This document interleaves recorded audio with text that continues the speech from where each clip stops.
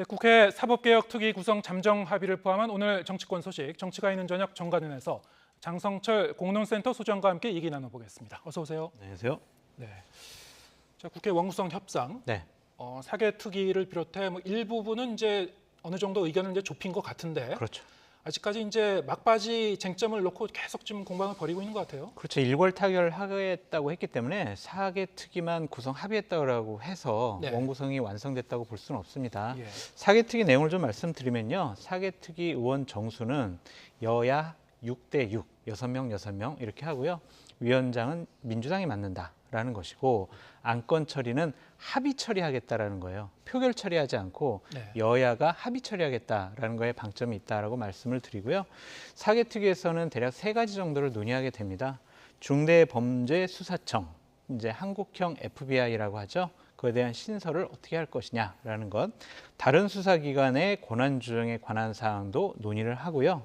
모든 수사기관의 수사의 공정성, 중립성, 사법적 통제를 담보하는 법안까지도 사개특위에서 심사를 하겠다라고 하고 있습니다. 네.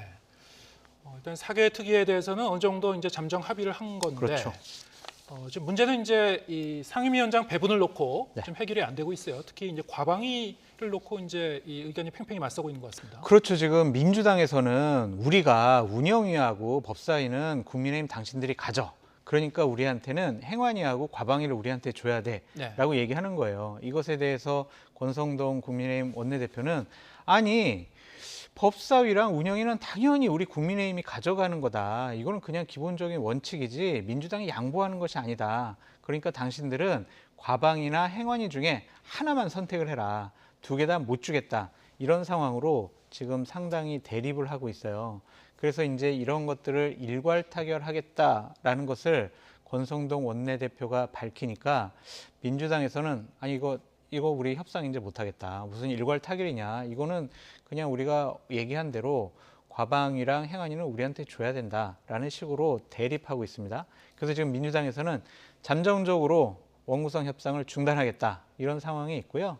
지금 원래 내일 그 국회의장 주재로 여야 원내대표들이 모여서 이제 원구성 협상을 좀 최종적으로 타결하려고 했는데 네. 그 상황이 계속 진행될지 아니면은 민주당에서 원구성 협상을 중단하겠다고 했지만 오늘 지금 이 시간 이후에도 계속 원내 수석 아니면 대표끼리 상의를 해서 협의를 해서 이 부분 관련해서 빨리 처리할지 좀 상황을 지켜봐야 될 것 같습니다. 이 사개특위 이 쟁점에 대해서 어느 정도 합의를 이룬 사항, 네. 권성동 원내대표가 이제 이 공개적으로 발언을 하면서 네. 여기에 대해서도 이제 민주당 쪽에서 많이 좀 반발을 하고 있습니다. 반발을 좀 많이 하고 있죠. 예. 하지만은 이런 부분에 대해서는 민주당이 본인들이 야당이라는 걸 좀 인식을 해야 돼요. 아무리 국회의원의 의석수가 민주당이 많다고 하지만 지금은 여당이 국민의힘입니다.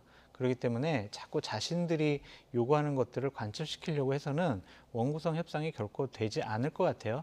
특히 행안위 같은 경우에는 지금 검찰에서 경찰국을 만들어서 경찰을 통제하려는 것이 아니냐 네. 이것에 대한 쟁점 때문에 행안위원장은 우리 민주당이 가져가야 되겠어 이런 식으로 얘기를 하고 있는 것이고 과방위를 민주당이 가져가겠다는 얘기는 이 과방위원장을 만약 국민의힘이 가져가게 되면 방송을 장악하려는 거 아니야? 방통위원장을 바꾸려고 하는 거 아니야? 그런 식의 의심을 하고 있는데 이거는 좀 과한 의심 같아요. 과방위원장이 국민의힘 위원장이 된다고 한들 어떻게 방통위원장을 어떻게 바꿉니까? 그냥 국회에 몇 번 불러가지고 괴롭히거나 예산 안 준다고 하거나 이런 식이지 저러한 위원장 자리를 갖고 있다고 해서 과방위원장을 예를 들면 방송통신위원장을 바꾸거나 행안위에서 지금 행해지고 있는 경찰국 신설을 막거나 더 강화하거나 이러기에는 여러 가지 무리가 있어요. 그래서 여야가 좀 제발 좀 합의 좀 했으면 좋겠어요. 지금 민생 어렵다고 지금 국회의원들 당신들 뭐 하냐고 언론과 국민들이 질타하고 있는데 지금 저런 주도권 싸움, 위원장 싸움 때문에 국회가 스톱돼 있다는 것 자체가 국민 보기에 상당히 좀 창피한 줄 알아라. 그렇게 말씀드리고 싶습니다. 네. 지금 이제 그 여야가 사실 이제 과방위 같은 경우에도 이렇게 쟁탈전이 벌어지고 있는 그 이유는 네. 어쨌든 이런 그 방송통신위원회와 관련된 상임위원회가 그렇죠. 여론 형성과 뭔가 긴밀한 그 관련이 있다라고 이제 믿기 때문에 맞습니다. 이것을 이제 내놓지 않으려고 하는 건데요. 네. 자, 이것과 관련해서 권성동 국민의힘 원내대표가 한 인터뷰에서 작심 발언을 해서 논란이 일고 있는데 어떤 내용인지 듣고 계속 얘기 나눠보겠습니다. KBS를 비롯해서 MBC 다 민주노총 산하의 언론노조에 의해서 언론노조가 다 좌지우지하는 방송 아닙니까? 솔직히 깨놓고 얘기해서 우리가 이거 어떻게 이걸 장악을 합니까? 물론 사장 임명권이 대통령한테 있지만 사장이 임명했다고 해가지고 대다수를 차지하고 있는 민주노총 소속 노조원들이 그 사장 말 듣겠습니까? 여당은 그동안에 언론이 기울어진 운동장이 아닌 아예 엎어진 운동장이었다며 방송 장악 의지를 서슴없이 드러냅니다. 엎어진 건 운동장이 아니라 윤석열 정부에 돌아선 민심입니다. 민주당은 국민기본권과 언론의 자유를 침해하는 언론 장악, 경찰 장악 시도를 결탄코 자시하지 않겠습니다. 양측의 의견이 뭐 상당히 팽팽한데 네. 자, 이렇게 들어보면은 사실 이제 이 매 정권마다 이 공영방송의 독립성을 어떻게 가져갈 것이냐, 노조의 위상은 뭐냐, 뭐 이를테면 무엇이 이제 공정인가 여기에 대해서는 이 여야가 너무나 상반된 입장을 보여왔기 때문에 이게 이제 방금 이제 이 두 사람의 발언 내용을 보면 금방 다시 한번 확인할 수 있습니다만 이게 정치의 어떤 양극화일까요? 이런 게 이제 이런 부분에 대해서는 180도 다른 그런 입장을 보이고 있습니다. 제발 입장 바꿔 생각해봐라라고 네. 말씀드리고 싶어요. 그러니까 권성동 원내대표는 방송을 장악할 의도가 없다, 능력도 없다 이런 식으로 얘기하잖아요. 예. 이게 정답이에요. 정권이 바뀌었다고, 대통령이 바뀌었다고, 집권 여당이 됐다고 방송을 장악할 수가 없습니다. 그냥 우리 예를 들면 국민의힘에 가까운 방송사 사장을 KBS나 MBC의 사장으로 임명한다고 한들 그 방송사가 친정부적 성향의 방송사로 탈바꿈하겠습니까? 21세기 대한민국에 이제 불가능한 일이다라고 말씀을 드리고요. 지금 권성동 원내대표의 발언 중에서 좀 비판받는 이유가 아니 방송사가 지금 민주노총 산하의 언론노조에 의해서 장악된 거 아니냐 그런 식의 이제 얘기를 하고 있는데 그것을 이제 국민의힘 계열의 보수 정당에서 피해 의식을 좀 갖고 있는 것 같아요. 그러한 사실들에 대해서 국민의힘의 미디어국에서는 지속적으로 모니터링을 통해서 좀 이러이러한 부분들이 편파 방송을 하고 있어요라고 계속 지속적으로 결과물을 내놓고 있거든요. 그러니까 이런 것들이 그냥 여야가 바뀌었다고 해서 자신들의 입장을 자꾸 바꿔서는 안 된다라는 생각이 들어요. 그러니까 민주당도 마찬가지예요. 본인들이 여당일 때는 공영방송 지배구조 개선안 하겠다고 했다가 다시 이제 야당이 되니까 또 안 하겠다고 해요. 그러니까 이렇듯 여야가 방송을 하나의 자신들의 권력에 통제할 수 있는 수단으로 삼고 있다? 삼아야겠다? 삼을 수 있다? 이런 식으로 좀 생각하는 것은 절대로 안 된다라고 말씀을 드리고요. 그 언론노조 같은 경우도 저는 마찬가지로 생각이 들어요. 방송사가 우리 언론노조의 방송사야라고 생각하지 말고요. 권력은 방송사를 통제하거나 장악하려고 하지 말고 언론노조도 이거 방송은 우리 노조 거야라는 생각하지 말고요. 두 군데 다 방송은 국민의 것이다. 국민의 입장에서 방송을 해야 되고 국민의 입장에서 방송을 대해야 된다라는 것에 대해서 좀 명심해 줬으면 좋겠다라는 생각이 듭니다. 네. 언론의 독립성, 공정성 이건 뭐 누구도 이제 부인할 수 없는 그럼요. 가치인데 맞습니다. 사실은 이제 여야가 이렇게 싸우는 거는 결국에는 이 공영방송 사장 인사를 좀 이 집권한 쪽에서 아니면 좀 더 힘센 쪽에서 가져가고 싶다. 그래서 이제 이 여론 형성을 좀 더 본인들에게 유리하게 하고 싶다. 뭐 이런 심리가 좀 작동하고 있다라고도 볼 수 있을 것 같은데 문제는 정권마다 보면은 이런 이른바 그 언론의 그 정치적 후견주의에 대한 논란은 끊이지 않았거든요. 이게 아까 말씀하셨듯이 이제 공영방송의 지배 구조, 누구를 어떻게 사장으로 이제 임명할 것인가, 이사진은 어떻게 구성할 것인가, 어떻게 하는 게 더 이제 공정한 방송을 기할 수 있느냐 여기에 대한 그 사회적인 담론이랄까요? 그럼요. 논의는 사실 계속 제자리 걸음하고 있는 것 같습니다. 그러니까 이런 것들을 단순히 그냥 국회 안에서 몇몇 의원들이 모여가지고 이 부분을 논의하거나 합의해서는 안 돼요. 전문가들과 공청회를 열고요.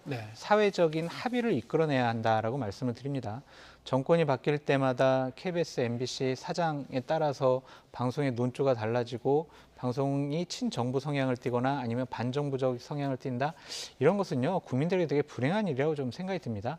그래서 이번 기회에 정말 여야가 머리를 맞대고 어떻게 하면 지배구조를 개선할 것이냐. 어떻게 하면 방송사의 공영방송의 독립성, 투명성을 담보할 수 있느냐. 그런 것에 대해서 머리를 맞대고 논의를 해줬으면 좋겠다라는 생각이 듭니다. 자, 이번에 이제 양당 그 상황 네. 하나씩 짚어보겠습니다. 네. 국민의힘 같은 경우는 지금 권성동 이 대표 직무대행 체제로 가기로 했습니다만, 네. 이른바 이제 친윤계 안에서도 이제 뭐 균열의 조짐이 계속 보이고 있는 거 아니냐 이런 얘기는 끊임없이 나오고 있어요.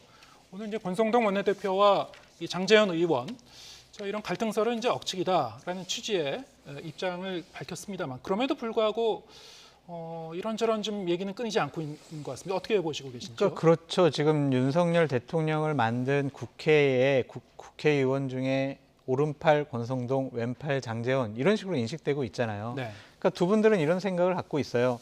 나는 대통령을 만들었어. 나는 대통령을 만들었기 때문에 힘이 있어. 나는 국민의힘을 여러 가지로 좌지우지할 수 있어.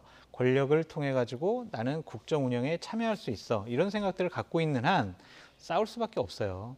물론 장제원 의원이 뿌리는 하나다. 내가 권성동 형하고 내가 왜 투쟁하고 왜 싸우느냐 그런 얘기도 했고, 권성동 원내대표도 아유 나도 싸울 일 없다. 내일 점심 먹기로 했다. 우리는 갈등이 없다. 이런 식으로 얘기를 하고 있는데 2024년 총선 공천권을 갖고 장제원 의원과 권성동 의원의 생각은 달라요.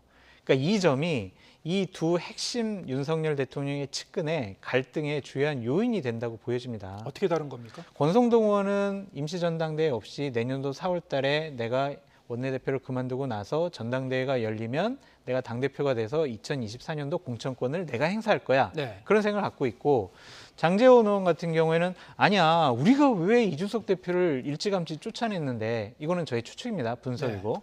왜 쫓아냈는데, 그러니까 빨리 임시전당대회를 열어가지고 우리가 빨리 당권을 잡아서 윤석열 당으로 만들어야 돼 라는 생각을 좀 갖고 있는 것 같습니다.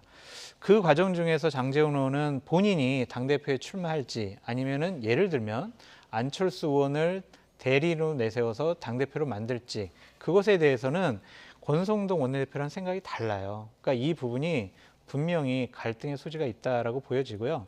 내일 오찬 과정 중에서는 뭐 큰 갈등이 뭐 증폭되지는 않을 건데 두 분 사이에 여러 가지 얘기가 나올 것 같아서 참 귀추가 주목됩니다. 네. 지금 말씀하신 걸 들어보면은 이제 이 장제현 의원과 안철수 의원 간의 전략적인 제휴, 네.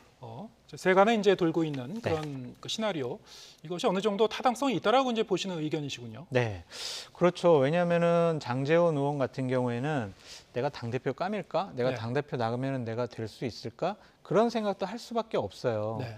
그렇다면은 나랑 의견이 맞고 내가 조정이 가능한, 이런 표현은 좀 안철수 의원에게는 좀 신뢰가 되겠지만, 내가 영향력을 더 많이 끼칠 수 있는 사람을 당대표로 만들어서 내가 막후에서 실력자 행세를 하는 게 낫지 않을까? 여러 가지 생각을 할 수밖에 없어요.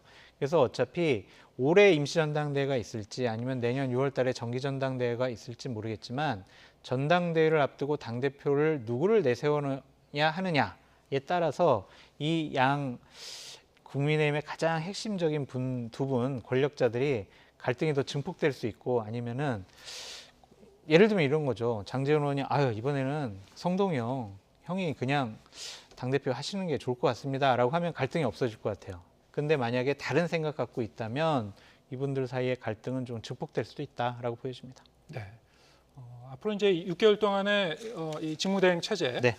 그대로 갈지 아니면 저건 이제 임시적인 상황인지, 이거는 뭐 계속 뭐 어제 오늘 보면은 계속 이제 비대위를 요구하는 목소리도 나오고, 조금씩 나오죠. 예, 네. 이 임시 전당대회를 요구하는 목소리도 나오고, 조경태 의원, 네. 이용호 의원 계속 이제 발언을 하고 있는데, 앞으로도 이제 이런 변수가 구체적으로 이제 가시화가 될지, 그건 좀 지켜봐야 될 것 같습니다. 가시화가 네. 될 거는 경찰 수사를 지켜봐야 돼요. 네. 경찰 수사에서 이준석 대표가 성상납 받았어요. 그래서 기소 의견으로 검찰에 넘겨버리면 이것은 당원권 정지가 다시 한번 윤리를 통해서 결정이 돼야 돼요. 네. 그러면 임시전당대회는 무조건 열어야 됩니다. 네. 그러니까 경찰 수사가 다음번 국민의힘 당권의 중요한 변수 중에 하나다라고 말씀드립니다. 네.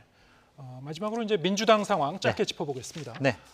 이재명 의원 네. 17일 이 전당대회 후보 등록하면서 공식적으로 이 출사표를 던질 것이다 이렇게 네. 이제 예상이 되고 있습니다만, 지금 보면은 전반적인 분위기는 뭐 어대명 분위기로 가고, 그렇죠. 이재명 의원에 대한 어떤 이 견제의 어떤 의견, 비판적인 의견도 계속 당내에서 나오고 있습니다만, 네. 본인이 앞으로 당을 어떻게 이끌어갈 것인가, 비전이 발표된 게 없지 않느냐 이런 그 얘기도 계속 나오고 있어요. 그러니까 이번 출마 선언할 때 네. 17일 날 민주당은 어떻게 개혁을 해야 합니다. 민주당의 혁신 방안은 이렇습니다. 진보 진영이 다음번에 정권을 찾아오려면 이러한 아젠다와 이러한 가치와 이런 철학을 갖고 우리가 국민의힘과 맞서 싸워야 됩니다. 이러한 비전을 제시하지 않으면요, 이재명 후보가 당선이 되더라도 공격과 상처에 상당히 힘들어할 수가 있다라고 보여집니다. 지금 이재명 후보와 관련된 검찰과 경찰 수사가 6건이 있거든요. 지금 예를 들면 민주당의 당원의 80조에 보면은요, 만약에 당직을 갖고 있는 분이 기소를 당하면 그 직이 바로 정지가 되게 돼 있어요. 네.